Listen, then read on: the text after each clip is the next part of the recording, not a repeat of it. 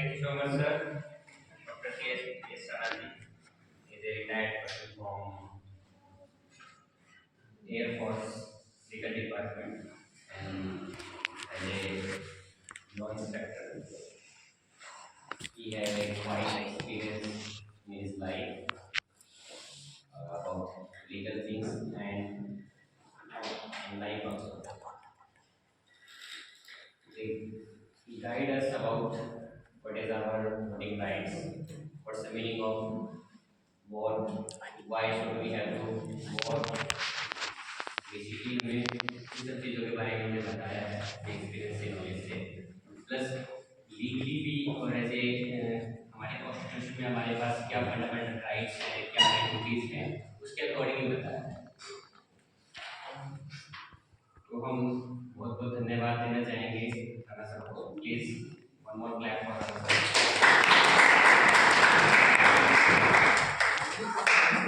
देखिए बेटा, जो आज का हमारा मोटो है ये सेमिनार ऑर्गेनाइज कराने का, जैसे कि हमने राइट ऑन भी किया है, आपको इन्फॉर्मेशन भी दी है कि मेरा पहला वोट ठीक है, क्योंकि मेरा पहला वोट है, कैसे किसको होना चाहिए, क्यों होना चाहिए, क्या है मेरा वोटिंग राइट, हम वोट करें क्यों, ये सब हम डिस्कशन करना चाहते हैं। एक्चुअली में जो हमारे ऑनरेबल प्राइम मिनिस्टर है नरेंद्र मोदी जी, उनकी 110 जो मन की बात थी, मन की बात करते हैं और इंडिया रेडियो पे प्रदर्शन में, उसमें उन्होंने एक आह्वान किया लोगों से, प्लस हमारी जो एजुकेशन सोसाइटीज हैं यूजीसी, एआईसीटीसी, उन सब से उन्होंने ये आह्वान किया है कि कैसे जो हमारे नए वोटर्स हैं हम उनको कैसे मोटिवेट कर सकते हैं कि वो ज़्यादा मैक्सिमम पार्टिसिपेशन करें वोटिंग में।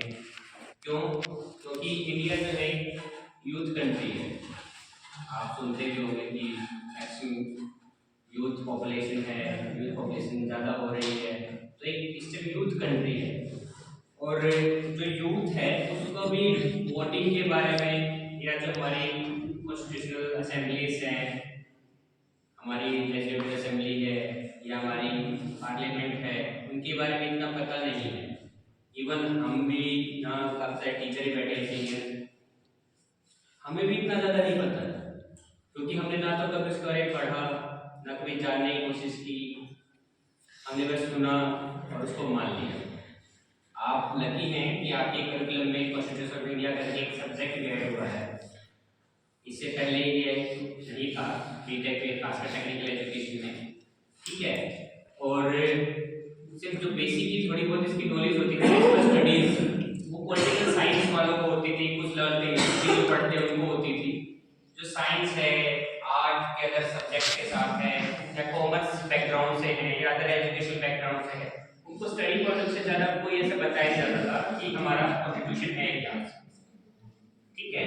हमारा इंडिया जो है एक कॉन्स्टिट्यूशनल डेमोक्रेसी कंट्री है, यानी हमारे पास कॉन्स्टिट्यूशन भी है, क्वेश्चन भी है और डेमोक्रेसी भी है। अब सर ने भी डेमोक्रेसी के बताया, मैडम ने भी डेमोक्रेसी के बारे में कुछ बताया कि डेमोक्रेसी होती क्या है। सिंपली डेमोक्रेसी को हम कुछ शब्दों में डिफाइन करना चाहें, government of people by government by on people, ठीक है, कि लोगों की सरकार लोगों के द्वारा, यानी कि आप लोग ही सरकार है, आप लोग ही अपने आप को मेंटेन करेंगे, अपने आप को चलाएंगे। तो ठीक है, उस सरकार को चलाने के लिए आपको लीडरशिप चुनने के लिए एक सिस्टम दे दिया गया है और उस सिस्टम का जो एक इम्पोर्टेंट पैरामीटर है वो आपका वोटिंग है, क्योंकि आप ही लोग अपने सिस्टम के लीडर को चुन रहे हैं, आप लोगों को ये अधिकार है उसको चुनने का, ठीक है। इसीलिए आपको वोटिंग राइट्स दिए। वोटिंग राइट्स के बारे में भी मैडम ने बताया, सर ने बताया कि हमारा पहले नहीं थे बिफोर इंडिपेंडेंस, पहले लिमिट हमारी 21 थी, अब 18 कर दिया। वो हमारे एक साथी ने, क्या नाम है आपका अर्पण शर्मा जी ने बताया कि भाई हमें वो 18 क्यों कर दिया। उन्होंने बताया कि 12th पास कर लेता है कि बच्चा, उसके एजुकेशन की इन्फॉर्मेशन हो जाती है, बेसिक आइडिया हो जाता है कि अब मैं फ्यूचर में क्या करूँ, क्या स्टडीज करूँ या फिर क्या करूँ, उसी हिसाब से गवर्नमेंट के लिए सोच सकता है कि मेरी गवर्नमेंट को कौन इलेक्ट करे। तो देखिए हम बात तो कर रहे हैं यहाँ पे कि हमें वोटिंग राइट्स है, ये हमें, तो उससे पहले हमें समझना पड़ेगा कि हमारा जो सिस्टम है इलेक्शंस का वो कैसे वर्क करता है। हमारे पास जो लेजिस्लेटिव असेंबलीज हैं या सर ने कुछ आपको पंचायत के एग्जांपल दिए, तो कहने का मतलब कि हमारा जो सिस्टम है, गवर्निंग सिस्टम है, वो वर्क कैसे करता है।